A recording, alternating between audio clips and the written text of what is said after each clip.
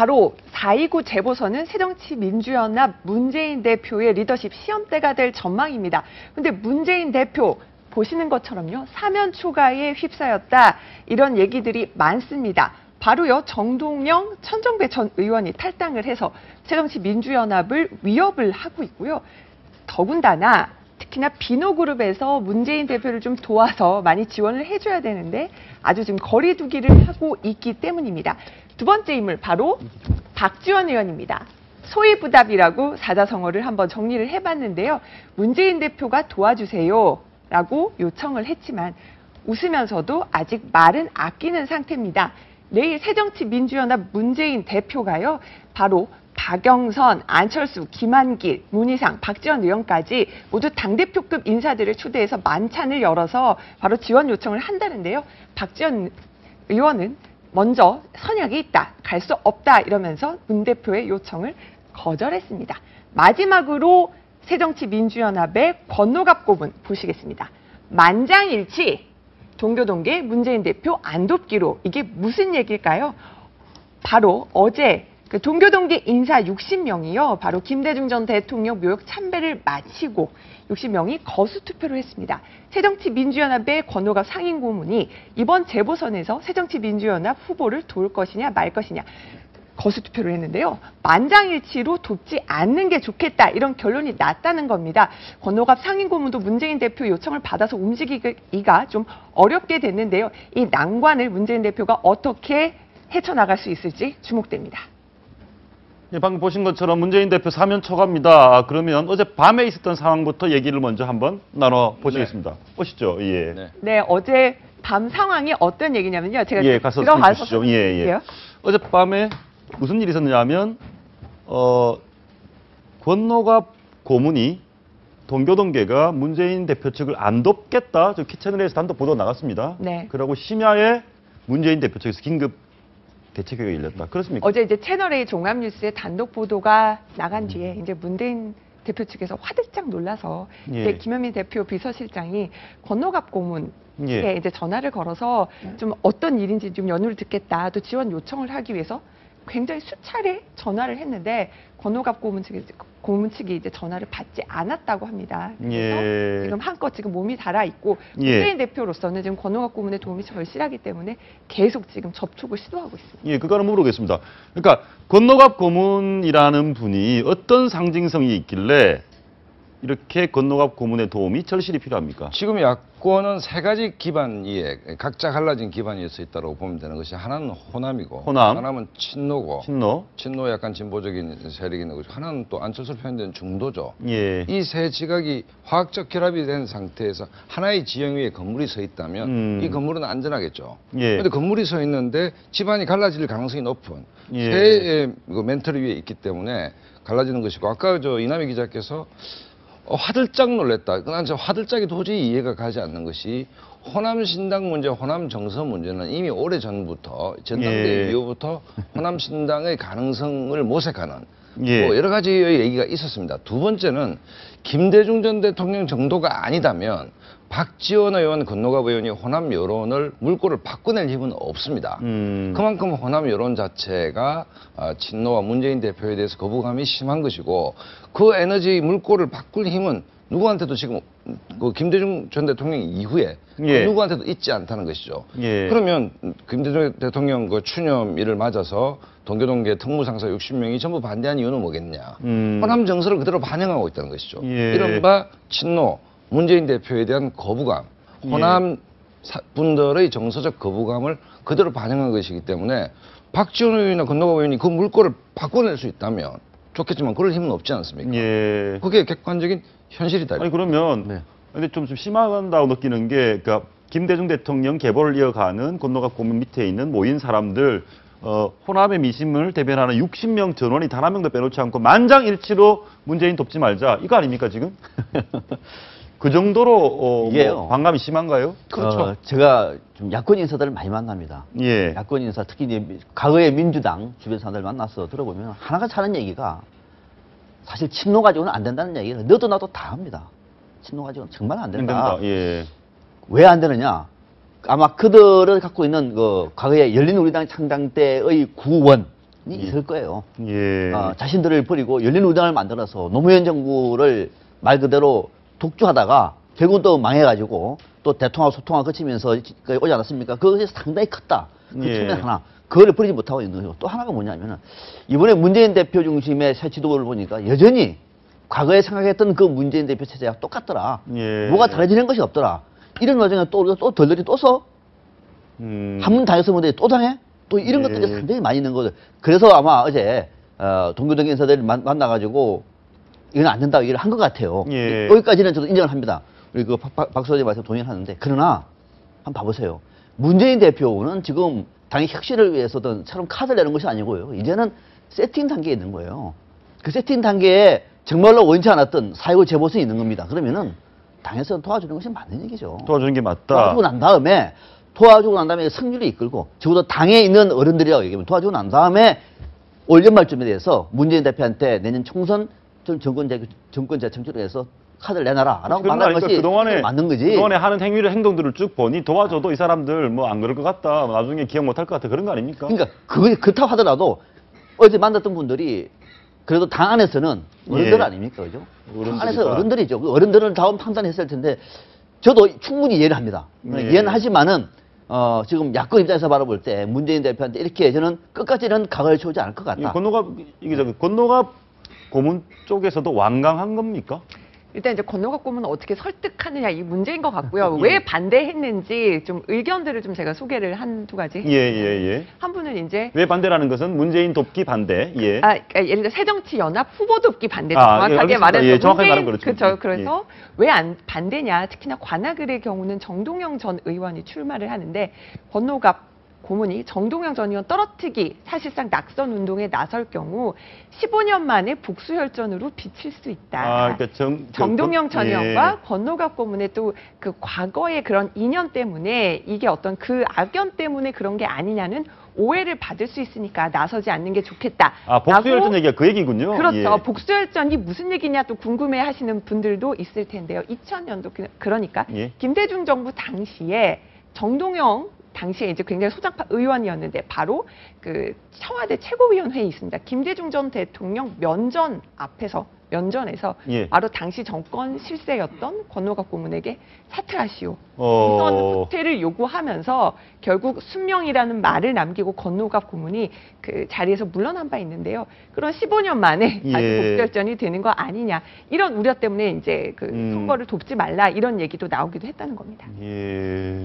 근데 당에 소속된 사람으로서 당의 공식 후보를 도와야 되는 게 상식에 맞지 않냐라는 말씀을 해주셨는데 당이 이게 지속 가능한 정당이면 제가 박상경 박사님한테 여쭙고 싶은 것이 짧게는 내년 총선, 그다음에 내년 대선까지 과연 새정치민주연합이 야권의 유일 정당으로 이 정당으로 대선을 치를 수 있다라고 보십니까? 저는 없다고 봅니다. 없다고. 그 얘기는 한시정당이다. 무슨 얘기냐면 우리가 거자 필반 회자 정리라는 게 있지 않습니까? 회자 정리가 거자 필반일 수도 있고, 그러니까 뭐 만남에서 헤어짐이 있는 것이고 또 간 사람은 돌아온다고 그러는데 저는 이렇게 뭐 비판적인 관점이 아니고 한국의 진보 야당은 조금 더 분열해야 된다. 그러니까 확실히 차이가 뭔지를 정확하게 노정한 뒤에 그 차이를 전제로 새로운 정당이 구축돼야지만 이게 지속 가능한 것이고 자 새누리당과 비교를 해보면 새누리당 개파가 없습니까? 있습니다.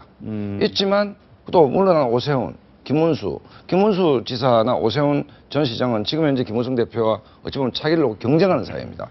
하지만 어찌됐든 선거에 한 목소리를 내면서 지원을 하는 데에서 당내 마찰이 없습니다. 뭐 인생관도 비슷한 것 같아요. 정치를 보는 시각이나. 그런데 아까 말했듯이 지금 야권은 세 가지 지형 위에 하나의 건물이 선 형태 때문에 지형이 갈라지면 건물은 무너질 수밖에 없지 않습니까? 그렇기 때문에 차라리 선거 성배를 떠나서 한번 좀 더 확실하게 차이를 노출하는 것도 방법이다 이런 생각이 저는 저 취재는 동의합니다. 그러니까 박 박사 얘기에 대해서 지금 그 논리에 반대하는 것이 아니라 그럼 그것을 결정할 타이밍이 언제죠? 내년 총선입니다. 지금은 아니잖아요. 그러니까 지금은 문재인 대표한테 아직 남아있는 혁신의 카드가 남아있습니다. 아예 없습니까? 남아있습니다.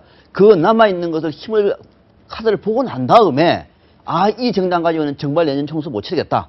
앞으로 대통령 선거 안 된다라고 판단하시면 그때 어르신들은 행동에 더 늦지 않아요. 지금은 사람 마음이 지금은 4.19 재보선에서 이제 뭔가 문재인 대표가 당의 중심체를 가지고 일을 하려고 하는 상황에서 4.19 재보선이 있는데 이마저도 우리 못해? 그렇게 하면은 혹시 올 말에 문재인 대표가 잘못한다고 하더라도 이 어르신들은 동교동 인사들은 할 말이 없는 거예요. 자, 재밌는 게 관악을을 보면 정동영 전 의원이 와서 이제 판이 커졌지 않습니까? 예. 판이 커졌는데 과연 김희철 전 위원장이 후보가 됐다면 김희철은 김희철 전 의원이 그러니까 동교동 쪽이죠. 그러니까 박지원 쪽이죠. 예, 예, 박지원 호남을 국회의원 2번 아마 구청장 2번 정도 했을 겁니다.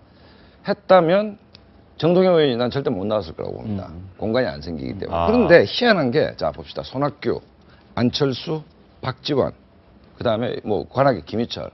희한한 게 당심에서 이기고 이른바 삼성 휴대폰보다 더 성능이 좋은 친노모바일에 나가 떨어지는 거거든요. 그러면 여론에서 이겼다면 정태호 후보에 대해서 관악을의 인지도가 높아야 됩니다. 예. 주민들이 잘 몰라요, 사실은.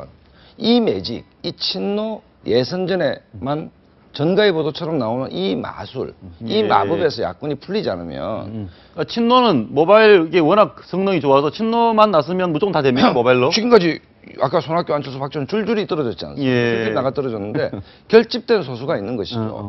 그러면 이 소위 그 민심과 당심이라 했을 때 민심에서 겨우 이겼다 했을 때는 관악을 주민들의 민심이 반영돼 있어야 되는데 이 간격이 너무 큰 것이죠 지금. 그렇지 않습니까? 이 문제를 극복하지 못하면 관련해서 사람도 물어보겠습니다. 중간에 여기서 하나 또 짚어야 될 게 박지원 의원은 지금 어떤 입장입니까? 문재인 대표 무슨 식사 밥 먹는데 안 가겠다고 했다면서요? 일단은 이제 두 가지로 봐야 돼요. 한 1, 2주 전에 문재인 대표가 박지원 의원, 광주에서도 다 박 의원님 얘기합니다. 좀 도와주세요라고 했는데 일단 봅시다. 하면서 박지원 의원은 지금 몸값을 높이고 있습니다. 그리고 내일 바로 아까 설명드렸던 것처럼 전직 당대표급 인사들을 모아서 같이 저녁 7시에 만찬을 하면서 선거 도와달라고 부탁할 예정인데 박지원 의원은 선약이 있다고 안 가겠다고 했습니다. 이것뿐만이 아닙니다. 지금 김한길 전 대표도 초대를 받았는데 김 전 대표가 몸이 안 좋은데 이러면서 지금 갈지 말지 마음을 결정을 못했습니다. 이게 지금 조금씩 파장이 커지고 있다. 일단 동교동계에서 일단은 깃발을 들고 않겠다. 깃발을 들었고 박지원 의원은 선약이 있다고 안 가고 예를 들어서 김한길 전 대표까지 내일 참석을 하지 않는다면은 문재인 대표가 좀 더 어려운 처지에 처할 것 같고요. 또 하나요. 내일이 저녁 7시 만찬이거든요. 근데 이 모양을 놓고도 사실 당내에서 좀 말이 많습니다. 왜요? 예를 들어서 나머지 초대하는 분들을 낮에 오찬을 했으면 기자들이 취재를 많이 해서 어떤 말씀들을 하셨는지 더 크게 보도할 수 있는데요. 7시에 만찬을 하면 비공개로 하겠다는 거고 기자들 취재가 더 어려워지거든요. 이거는 그럼 문재인 대표 우리가 들러리스라는 얘기냐 라고 보여질 수밖에 없다는 거죠. 그러니까 결국은 문 대표가 다른 분들 참여를 독려를 하더라도 좀 더 같이 하는 모습을 보여주려면 형식이나 이런 것들을 좀 더 잘 갖춰줘야 되는 게 아니냐 뭐 이런 얘기들도 당내에서 나오고 그건 맞습니다. 대표님 한 물어볼게요. 아까 막 출범했는데 도와줘야 되는 거 아니냐라고 했는데 근데 도움을 받으려면 좀 이렇게 삼고초려가 아니더라도 정중하게 찾아가고 해야 되는데 뭐 전화 한 통 밖에 안 왔다. 그 문 대표는 너무 뻣뻣한 거 아닙니까? 그러니까 만약에 그렇다고 얘기하면 그러니까 문재인 대표가 정말로 도움이 필요하면 필요한 만큼의 예의를 갖춰야 될 텐데 그 예의라고 얘기하는 거 봐보세요. 당 대표지 않습니까? 당의 존재에 있는 분들이 도와주는 건 당연한 거죠. 아니 그러면은 반대하면 아예 탈당을 하세요 그냥. 독재적으로 만들면 되는 거죠. 그런데 앞서 박성환 박사님 말씀하신 것 중에 김희철 관악을에 김희철 전 의원이 나섰으면 더 좋았을 텐데 저 그다음 동의합니다. 그런데요? 그러면은 그것이 만약에 다 정답이라고 얘기하면 이 언론들은 당내에서 이것을 상영식 공천을 처음에 막았어야 되는 거죠. 상영식 공천을 막았는데도 불구하고 밀어붙였다. 상영식 공천하면 친노가 있지 않습니까? 저도 이긴다고 봅니다. 그럼 그때 막았어야 되는 거죠. 그때 막았는데도 불구하고 친노를 공천할 상영식 했다라고 얘기하면 안 도와줘도 괜찮아요. 명분이 있잖아요. 근데 그때는 가만히 있다가 이제 와가지고 친노가 다 알았잖아요. 됐는데도 불구하고 그걸 명분을 해가지고 도와주지 않는다는 얘기는 새정치민주연합에 몸을 담고 있는 사람의 공인의 자세가 아니다라는 측면 하나, 그 하나하고 또 하나가 뭐냐면은 이것이 유권자들이나 국민의힘에 명분을 지기 위해서는 뭐냐면 명분이라고 얘기하는 거는 문재인 대표한테 끊임없이 당 혁신을 압박을 해서 내년 총선에 나름대로의 어떤 혁신의 카드를 지기 위해서는 이분들의 목소리가 국민들이 와닿아야 돼요. 국민들이 와닿을까요? 당 지도부가 어려운 상황에서 도와달라고 했는데 도와주지 않고 결국 이번에 완패를 해다 칩시다. 사전 사패. 문재인 대표가 책임을 물론 쓸 겁니다. 이분들 무슨 말하죠? 그러니까 이렇게 정치를 하면 안 된다는 거예요. 제가 대단한 정치 전문가는 아니지만 지금까지 봤을 때 아까 휴대폰보다 더 심한 모바일 최강 성능 폰이 있다고 했지 않습니까? 그 최강폰이 계속 매직이 먹겠다는 자체가 그동안에 친노 쪽에서 다른 사람한테 공간도 안 주고 독점했고 그러면 이렇게 당해서 싸다라는 여론도 있다는 얘기를 제가 드리고 싶은 거예요. 그러니까 이제 호남 정서가 심상치 않다는 것이 아까 전제는 뭐냐면 뭐 박지원 의원이 스승을 따르자니 사랑이 울고 뭐 사랑을 따르니 그 얘기는 무슨 얘기냐면 그 정치인이라는 것은 민심 위에 떠 있는 배 아닙니까? 그럼 호남 같은 경우에는 아까 열린우리당 말씀을 하셨는데 기본적으로 그 친노 주도권 하에서 호남이 갖고 있는 소외감이 거의 임계점에 와 있는 거 아닌가라는 어떤 측면이 있는 더 이상 참지 못할 정도까지. 그다음에 박지원, 권노갑 정도, 특히 박지원 의원 정도의 정치적 리더십이 아까 말씀드렸듯이 이 호남의 어떤 정서를 뒤집어낼 만한 힘이 있느냐? 그렇지는 않거든요. 김대중 대통령의 비수 이미지가 강하기 때문에 그렇기 때문에 호남 다음 총선도 있고 어쨌든 호남 신당이라는 큰 흐름, 큰 어떤 쓰나미가 오고 있는데 저는 오고 있다고 봅니다. 오고 있는 데서 이거를 역행할 수 있을 만큼